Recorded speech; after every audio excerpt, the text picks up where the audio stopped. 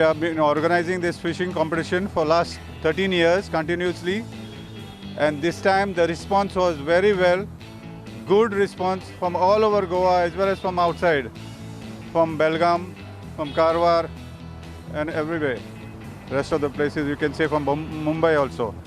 And I would like to tell you all the entries this time is 130 plus entries. We have a good response, and Goans always like fishing.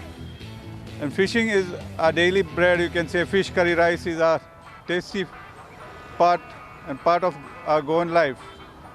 We would like to invite each and every one for next time to come for fishing and have a good fun in Panjim. There is no eel, there is no crab, and there is no milk fish. That is called unkir. That is not counted.